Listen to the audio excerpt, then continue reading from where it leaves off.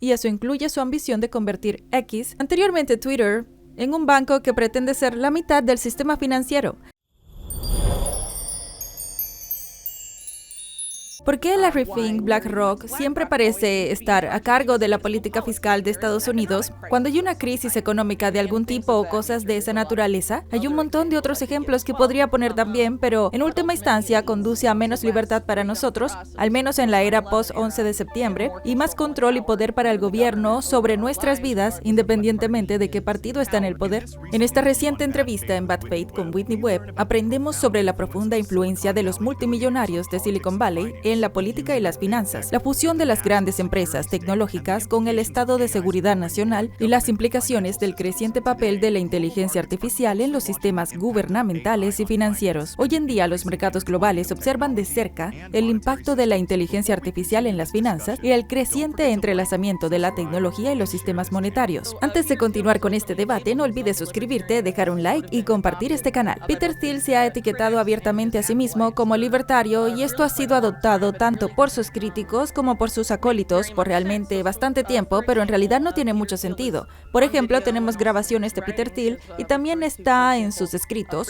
Ha dicho, por ejemplo, que una competencia de libre mercado es para los perdedores. Su definición de capitalista es alguien que acumula capital, por lo que la persona más capitalista es la persona que está sosteniendo la mayor parte del capital o la persona más rica del mundo. También sostiene que la mejor manera de hacer negocios es construir monopolios. Encuentra un nicho, acorrálalo y construye un monopolio. Y cuando Peter Thiel ha hecho eso en su propio negocio, lo ha hecho en colaboración directa con algunas de las agencias de 3 letras. Lo hizo cuando ayudó a crear PayPal y por supuesto más tarde cuando creó Palantir, lo que hizo con la participación directa de varias figuras neoconservadoras de la administración Bush, Richard Peer, John Poindexter y algunos otros. Y luego por supuesto se involucró mucho con la CIA, en particular con la CIA BC In-Q-Tel, con el fin de producir esta empresa, Palantir, la cual realmente fue un esfuerzo para reiniciar un programa de la era Bush post-11 de septiembre, una especie de Patriot Act, que fue alejado dentro del Pentágono DARPA llamado Total Information Awareness y que fue ampliamente criticado por la ACLU y muchos de estos grupos de defensa. Supongo que se podría de esa era por entender que eliminaría la privacidad individual y básicamente otras muchas protecciones que la Constitución otorga a los ciudadanos estadounidenses, lo cual posiblemente sea cierto, pero se dieron cuenta de que si se relanzaba como un programa del sector privado, eliminado el sector público, probablemente la gente no se quejaría y ese fue el enfoque para Palantir. Y así Peter Thiel y Alex Karp, cuando lo estaban creando, hablaron con John Poindexter, que es probablemente mejor conocido por ser el miembro de más alto rango de la administración Reagan, que fue procesado por su papel en el escándalo Irán-Contra. Fue traído de vuelta por la administración Bush para ejecutar ese programa y en el momento fue considerado el padrino de la vigilancia moderna porque parte de lo que hizo es parte de su participación en el escándalo Irán-Contra, en el cual se establecieron ciertos protocolos. Estuvo involucrado en otros escándalos de esa época, en gran parte olvidada, que también conllevaron un descenso de vigilancia doméstica en los Estados Unidos. Palantir era realmente una especie de esfuerzo para privatizar eso y ya sabes que si se trata de una empresa privada, no necesariamente tiene que seguir todas las reglas que tendría si se tratara de un programa del sector público, por lo que la decisión fue privatizarlo. También hubo otro programa de la era DARPA que estaba relacionado con Total Information Awareness que se llamaba LifeLock, cual tenía muchas similitudes con Facebook. En realidad se puso en marcha el mismo día que LifeLock se cerró en la misma era de esos programas DARPA, siendo una especie de cierre y un relanzamiento de esa versión del sector privado. Peter Thiel se involucró íntimamente en la creación de estos principios de Facebook y en darle forma, y se mantuvo en su consejo durante mucho tiempo, y dio forma a una gran cantidad de sus políticas, incluyendo su participación, por ejemplo, en una vigilancia inconstitucional, donde Facebook colaboró junto con un montón de otras grandes empresas de Silicon Valley, con la NCA, para vigilar a los estadounidenses, por ejemplo. Y por supuesto, Palantir raspa todos los datos que están en Facebook y en los medios de comunicación social y los utiliza para perfilar regularmente a las personas, incluidos los estadounidenses, y se ha utilizado en los esfuerzos para, por ejemplo, desarrollar la policía predictiva, que realmente es como el precrimen. Palantir estaba abiertamente probándolo en las comunidades minoritarias de Nueva Orleans y algunas otras partes de los Estados Unidos y tratando de desarrollar básicamente una forma de externalizar la aplicación de la ley en gran parte de la política de seguridad nacional y también a nivel nacional y básicamente tener un algoritmo de inteligencia artificial ejecutándose. ¿Cansado de guionistas caros y de pésima calidad para tu canal de YouTube? Autoscripter.ai es la solución definitiva. Di adiós a los guionistas novatos que no son capaces de generar miles de visualizaciones para tu canal. 10 veces más barato. Autoscripter hace que tus vídeos se vuelvan virales. En solo 3 pasos, Autoscripter.ai crea un guión realizado a tu medida. Solo tienes que introducir tu concepto de título, seleccionar tu tono y estilo y listo. La interfaz intuitiva hace que editar y perfeccionar tu guión sea sencillo, rápido e inteligente, con cientos de usuarios satisfechos que ya han descubierto esta increíble herramienta. Comienza tu prueba gratuita hoy y observa cómo Autoscripter transforma tu canal de YouTube. Haz clic en el enlace de la descripción del vídeo ahora. Por desgracia, estamos en un punto en el que probablemente vayamos a ver esfuerzos bajo la administración entrante de Trump con el pretexto de aumentar la eficiencia del gobierno, de poner a la IA en un papel cada vez más poderoso dentro del gobierno, incluyendo la aplicación de la ley y otras cosas. Y Palantir es un presagio de eso. Creo que si nos fijamos en su historia, en la participación de la CIA y de personas como Peter Thiel, lo que este programa ha hecho y cómo se ha desarrollado es muy preocupante. En la era COVID a Palantir se le concedió acceso prácticamente sin restricciones a los datos de salud estadounidenses y también a todos los datos de salud del NHS en Gran Bretaña mediante contratos del gobierno. Y no ha habido realmente ninguna supervisión significativa de lo que Palantir hace con los datos de salud de las personas. Si tenemos en cuenta su historia, en apuntar hacia las minorías en particular y también lo de etiquetar a los estadounidenses como subversivos para las agencias de inteligencia sobre la base de la actividad online de los estadounidenses, es una empresa muy preocupante. No tiene nada que ver con ser libertario o con tener en mente la libertad civil en absoluto, a pesar del hecho de que Peter Thiel se marque a sí mismo de esa manera. También son colaboradores muy dispuestos de esta proliferación de armas de IA y se puede ver con su íntima implicación en el genocidio de Gaza que está ocurriendo ahora mismo y cómo han facilitado muchas de estas listas de asesinatos de la IA y cosas que han sido usadas por las IDF que no son transparentes pero que están siendo usadas para decidir si la gente vive o muere basándose en un algoritmo de la IA que decide lo cerca que están de un supuesto miembro de Hamas. Acabamos de escuchar a Whitney Webb hablar sobre la influencia de los grandes multimillonarios de la tecnología en la política y las finanzas, la fusión de Silicon Valley con el estado de seguridad nacional y los riesgos potenciales del control de la IA sobre los sistemas financieros. Ahora escucharemos más sobre la tecnología y la IA y cómo están remodelando nuestros sistemas monetarios y el impacto potencial sobre las libertades individuales y la privacidad. Creo que es importante tener en cuenta que mucho se ha dicho sobre el mundo, especialmente sobre la economía mundial, moviéndose hacia una economía post-petróleo y una economía de datos. Tienes a numerosas personas y analistas diciendo que los datos son el nuevo petróleo de este mundo. En lugar de tener varones de petróleo como tuvimos en la era industrial con los Rockefeller, creo que hay una carrera en marcha para que la gente desarrolle plataformas e intente posesionarse como los varones de los datos de la era de la economía de los datos.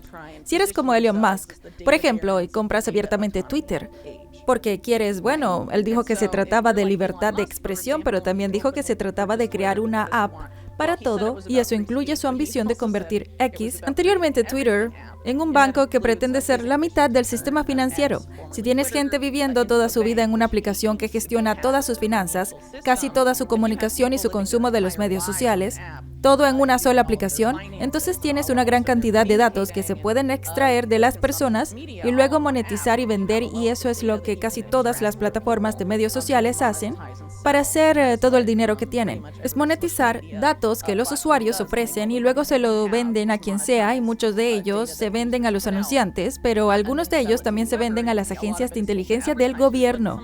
Por lo que el hecho de tener a gente como Peter Thiel en la mezcla, quien creó una empresa que aspira a recopila esos datos y luego los utiliza para perfilar a las personas y ponerlas en una lista para la CIA o para cualquiera de estas otras agencias de 3 letras, agencias que han estado en redes que no han sido necesariamente abiertas, pero hay una trayectoria muy documentable de que han estado interesados en formas de calmar el desconfort doméstico, particularmente si había una oposición masiva no violenta a una guerra estadounidense en el extranjero o cosas de esa naturaleza. Creo que estas cosas deberían preocuparle a los estadounidenses, incluso aunque haya gente escribiendo aclamando que todo se trata de libertad de expresión y lo promueva. Creo que sus ambiciones actuales, reales, son probablemente algo muy diferente. No solo se trata de lo que he explicado sobre Elon Musk hace un segundo. También hay que considerar que es uno de los principales contratistas del programa especial del Pentágono. Está abiertamente construyendo los satélites para las agencias de inteligencia. Es muy abiertamente un colaborador con estas agencias de inteligencia que no tienen, ya sabes, la única vez que hubo una investigación en el Congreso sobre ellos en los años 70 y nunca hubo ninguna rendición de cuentas, por lo que cuando se envía ese mensaje van a seguir teniendo el mismo comportamiento criminal e ilegal, especialmente si sienten que pueden salirse con la suya por mucho más tiempo. Creo que estamos en esta muy interesante nueva fase, pero no creo que necesariamente sea bueno tener a estos oligarcas intentando ser un tipo de celebridad, creando estas plataformas populares en torno a estos puntos de discusión que hemos mencionado. No creo que sea ahí donde sus motivos realmente se asientan, porque al igual que en la política, cuando se trata con oligarcas, porque francamente eso es lo que son, gente como Peter Thiel y Elon Musk, también debes seguir el dinero, seguir sus incentivos y cosas de esa naturaleza.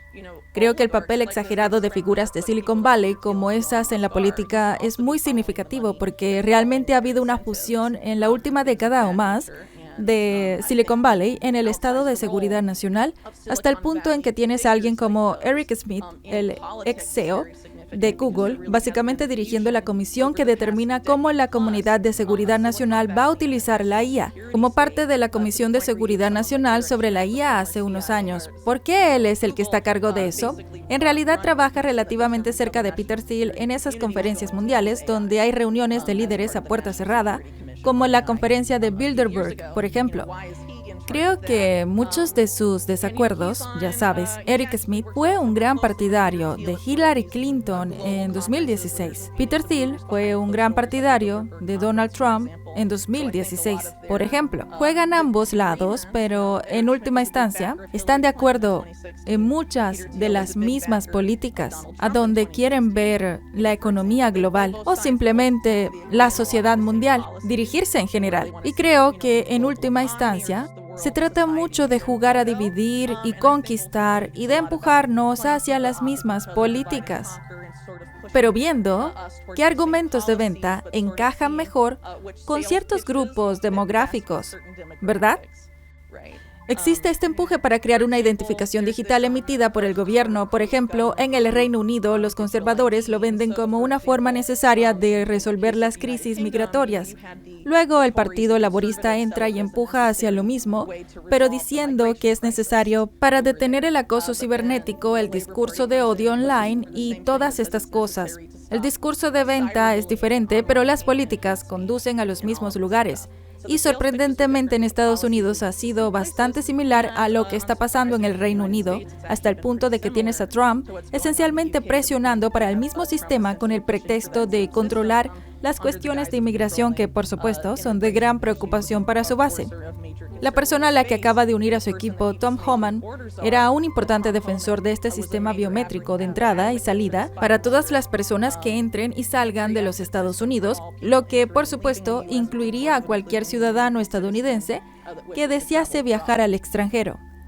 Creo que muchos de estos actores, incluyendo a Elon Musk, por ejemplo, que era una especie de figura tipo Génesis para los archivos de Twitter, hay un objetivo de marcar al, entre comillas, estado profundo, como se le llama, como solamente demócrata y pintar la idea de que la representación del, entre comillas, estado profundo son funcionarios elegidos democráticamente, cuando en realidad todo el concepto del estado profundo, que es un término que ni siquiera me gusta utilizar porque ha sido tan utilizado como arma arrojadiza que ya ni siquiera tiene sentido.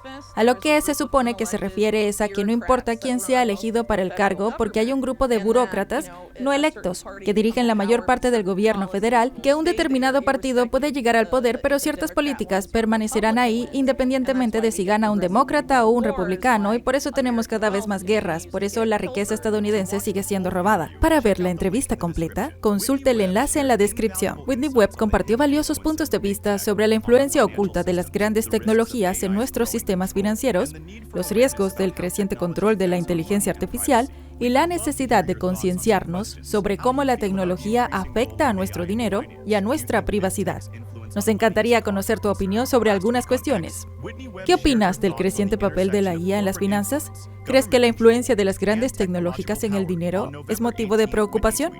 La semana pasada en X, Whitney Webb compartió sus pensamientos sobre la intersección de la influencia corporativa, el control del gobierno y el poder tecnológico.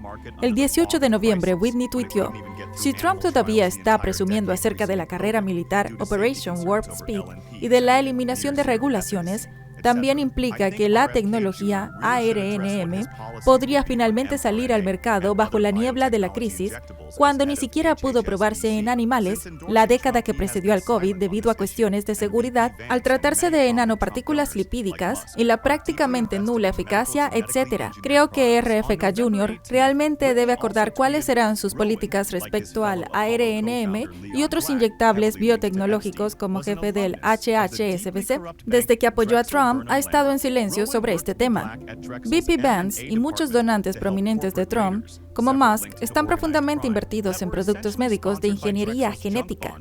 El 18 de noviembre, Whitney también tuiteó: "Rowan, como su compañero cofundador de Apollo, Leo Black, fuertemente vinculado a Epstein, era un exalumno del banco profundamente corrupto Drexel Burnham Lambert. Rowan trabajó con Black en el departamento de fusiones y adquisiciones de Drexel para ayudar a los tiburones financieros, varios relacionados con el crimen organizado, que fueron esencialmente patrocinados por la estafa de los bonos basura de Drexel para hacerse con los principales componentes de la América corporativa. Drexel estuvo profundamente ligada al sindicato de crimen organizado, responsable de la crisis SIL de la década de 1980.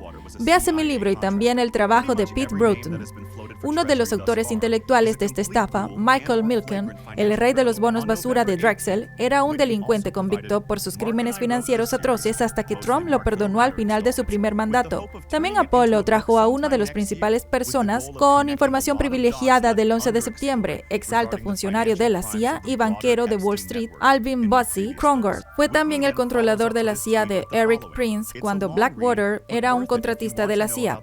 Casi todos los nombres que se han especulado para el Tesoro hasta el momento son un flagrante crimen financiero. El 18 de noviembre, Whitney también escribió: "Mark y yo escribimos esta serie, sobre todo Mark, las últimas entregas, con la esperanza de convertirlo en un libro en algún momento del próximo año, con el objetivo de conectar un montón de puntos inexplorados con respecto a los delitos financieros de la red Epstein en mi anterior libro".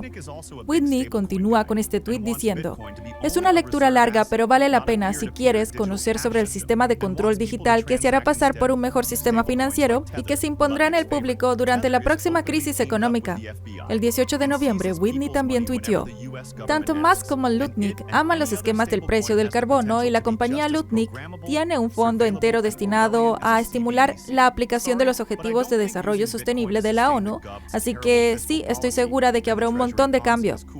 Whitney continúa diciendo: "Lutnick es también un defensor de la stablecoin. Quiere que Bitcoin solo sea un activo de reserva, no un sistema peer-to-peer de dinero digital, y quiere que la gente realice las transacciones con stablecoins como Tether, la favorita de Lutnick. Tether abiertamente se asoció con el FBI y se apodera de dinero de la gente cada vez que el gobierno de Estados Unidos se lo pide. Cualquier otra stablecoin tiene el potencial de ser tan programable, vigilable y orwelliana como la CBDC. Lo siento, pero no creo que usar Bitcoin para sostener la terrible política fiscal del gobierno y el Ponzi del Tesoro sea genial. Creo que va totalmente en contra de lo que se suponía que era Bitcoin y muestra la toma de control de Wall Street de lo que una vez fue la ética de Bitcoin. La estrategia entrante de los administradores sobre Bitcoin no es lo que crees que es". El 18 de noviembre afirmó: "Bitcoin va a subir, no hay duda de eso, y por esa sola razón tiene sentido mantenerlo, aunque mi punto es que los grandes nombres como Lutnick que ahora lo promueven y lo vinculan a la política de la administración entrante, no están tratando de hacerlo porque quieran arreglar el dinero, arreglar el mundo. El 18 de noviembre, Whitney también tuiteó: en caso de que te estés preguntando por qué creo que esto no sería positivo y por qué creo que las propuestas de mi ley en ese sentido tampoco son positivas, tanto Facebook como Google, desde sus orígenes hasta ahora, están profundamente conectadas con el ejército de Estados Unidos y la CIA, y han demostrado una y otra vez que son basura cuando se trata de protección de datos y privacidad, y han ayudado abiertamente a crear un panóptico global para el imperio de Estados Unidos. Las personas que crearon o dirigen estas empresas no son antiélites como algunos afirman.